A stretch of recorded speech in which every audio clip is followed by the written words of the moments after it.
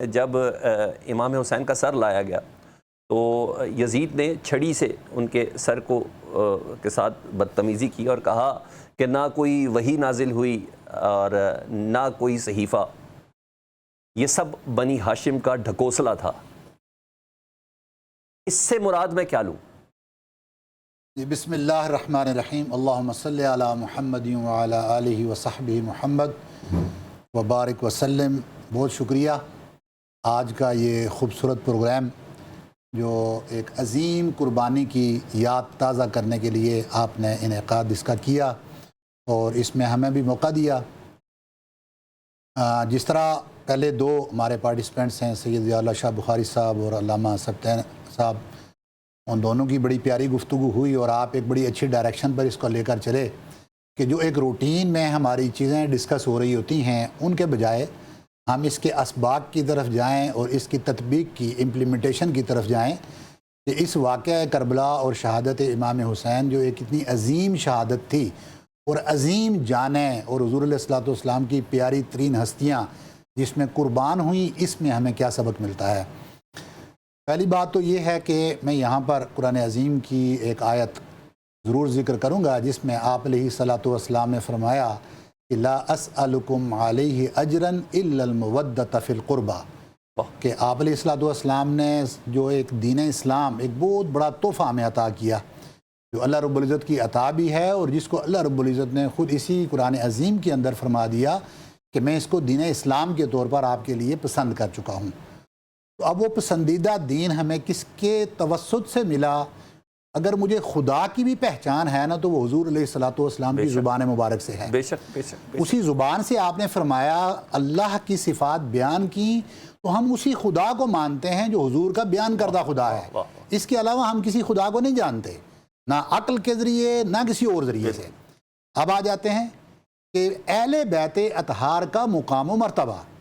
وہ بھی ہم حضور علیہ الصلوۃ والسلام کی زبان اقدس سے ہی جانتے ہیں کہ جس زبان سے آپ نے دین بیان کیا، جس زبان سے آپ نے اللہ کی عظمت بیان کی اور ہم اس کے آگے جھک گئے، جس زبان سے آپ نے قرآن بیان کیا اور ہم مان گئے کہ یہ قرآن ہے اور یہ دستور حیات ہے، اسی زبان سے آپ علیہ الصلوۃ والسلام نے اہل بیت اطہار کی مودت اور محبت کو بیان کیا اور آپ علیہ الصلوۃ والسلام نے اس دین اسلام کے لیے جتنی قربانیاں دی زندگی کے اندر کبھی ان کے اوپر کسی بدلے کی بات نہیں کی۔ اگر بات کی تو صرف ایک کہ میں کسی اجر کا محتاج نہیں، ہاں میں اے امت آپ سے اپنی آل کی، اپنے اہل بیت اطہار کی محبت اور مودت چاہتا ہوں۔ یہ جو مودت ہے یہ لفظ بڑا باریک اور بڑا لطافت والا ہے، اس کے اندر ماں جیسی ممتا اور نرمی ہے کہ آپ نے جب اہل بیت اطہار کے ساتھ ڈیلنگ کرنی ہے،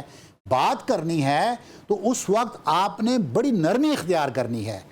اب یہاں اگر میں اس کو امپلیمنٹ کروں کہ ایک طرف ہم نے کیا کیا کہ حضور علیہ الصلوۃ والسلام کی زبان سے ہم نے سن لیا کہ اتنی محبت ہو اور اتنی مودت ہو کہ جیسے روئی کے گالوں کے اندر کوئی لپٹا ہوا ہو کہ اس کو تکلیف نہ ہو سکے، اور دوسری طرف یہی امام حسین علیہ السلام ہیں کہ جن کے بارے میں حضور فرماتے ہیں یہ مجھ میں سے ہے اور میں اس میں سے ہوں، اور وہی امام حسین ہے کہ مسجد کے ممبر پر خطبہ فرما رہے ہیں۔ ارشاد امام حسین چھوٹے بچے تھے، آپ تشریف لا رہے ہیں، لڑکھڑاتے ہوئے قدم لڑکھڑایا اور گر گئے، بہت بچے تھے، ابھی چلنے کی پوزیشن میں پراپر نہیں ہوئے تھے، آپ ممبر سے نیچے اترے خطبہ چھوڑ کر جمعہ کا، اور آپ نے آ کر آپ کو اپنی آغوش میں لیا اور ممبر کے اوپر گئے۔ اب اس سے آپ اندازہ کر سکتے ہیں اس طرح کی ہزار حدیث مبارکہ۔ اچھا اہل البغدادی صاحب، مجھے ایک جملہ اس کی مجھے تشریح آپ کی اسی ٹاپک میں چاہیے۔ حسین مجھ سے ہے اور میں حسین سے ہوں، جی یہ اتنا وزنی جملہ ہے۔ وزنی جملہ بے شک۔ اب اسی میں عرض کرتا ہوں نا تاکہ وہ سیکوینس جو آپ نے پہلے بات کی تھی وہ میری رہ نہ جائے، اس کے لیے یہ تمہید بنائی ہے پلیز کہ وہ حضرت امام حسین امام علی مقام جن کی محبت مودت اتنی حضور علیہ الصلوۃ والسلام کے پاس موجود ہے اور آپ جن کو جنت کے نوجوانوں کا سردار ٹھہرا رہے ہیں، وہ امام حسین علیہ السلام ان کو تکلیف دینے کا یہ عالم ہو کہ آپ کو بے دردی سے پورے قافلے کے ساتھ وہاں شہید کر دیا جائے، وہاں عورتوں اور خیموں کو جلا دیا جائے اور عورتوں کو کس طرح اکٹھا کر کے اور ظلم کے انداز میں جس کو بیان ایک انسان نہیں کر سکتا اس کو واپس دمشق لایا جائے. اور پھر یہی نہیں آپ کے سر انور کے ساتھ جس طرح آپ نے کہا کہ وہ ایک چھڑی کے ساتھ آپ کے ہونٹ مبارک جن کو حضور علیہ السلام جن کا بوسہ لیا کرتے تھے اور ان کو ٹچ کر کے اس طرح کے جملے ادا کرنا، اس سے بڑی اذیت حضور علیہ السلام کے لیے کیا ہو سکتی ہے؟ اور جو شخص حضور علیہ السلام کو اذیت دینے والا ہو، کہ جب اللہ رب العزت قرآن میں فرماتا ہے کہ آپ نے حضور علیہ السلام کو جس طرح آپس میں ایک دوسرے کو آواز دیتے ہو ایسے آواز بھی نہیں دینی کہ کہیں آپ کا ایمان ختم نہ ہو جائے، وہاں حضرت امام حسین امام علی مقام علیہ السلام کو اذیت دینے والا کیا کسی ایمان کے اندر باقی رہ گیا؟ وہ ملعون شخص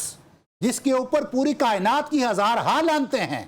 اس شخص نے جب یہ حرکت کی تو گویا کہ اس سے ہم نے دو نتائج اخذ کر لیے کہ امام علی مقام نے ایسے جابر ظالم حکمران کے سامنے کہ جس نے اسلام کے بنیادی احکام کو پامال کر دیا اور اسلام کی وہ اصل سلطنت، وہ خلافت جس کو حضور علیہ السلام نے اپنی زندگی کے اندر پریکٹس کیا، اور خلفائے راشدین نے حضرت ابوبکر صدیق رضی اللہ عنہ، حضرت عمر رضی اللہ تعالیٰ عنہ، حضرت عثمان غنی رضی اللہ تعالیٰ عنہ اور حضرت امام علی علیہ السلام، آپ نے جس کو پریکٹس کیا آج آ کر اس کو پامال کیا جا رہا ہے اور اس خلافت کی شیپ کو بدلا جا رہا ہے، اس خلافت کو ملوکیت میں بدلا جا رہا ہے، اور آج وہ شورا کے نظام کو چھوڑ کر ایک ایسے ملعون شخص کے ہاتھ میں عنان حکومت دی جاتی ہے کہ جو آ کر اہل بیت اطہار کی اس حد تک بے حرمتی کرتا ہے. تو ایسے شخص کے سامنے کھڑے ہو کر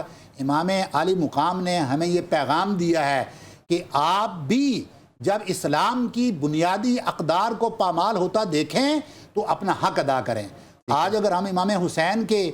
ان کے لیے نوحہ کرتے ہیں، ان کے لیے زنجیر زنی بھی کرتے ہیں، ان کے لیے نیازیں بھی پکاتے ہیں، یہ سب کچھ آپ کریں، لیکن اس کے ساتھ ساتھ وہ جو بنیادی سبق آپ نے دیا تھا کہ آپ نے ظالم جو حکمران اسلام کی بنیادی تعلیمات کے خلاف جائے، کم از کم اس کے سامنے بھی جو کھڑے ہوں. عین الحق صاحب، میرا ادھر ایک سوال ہے، کیونکہ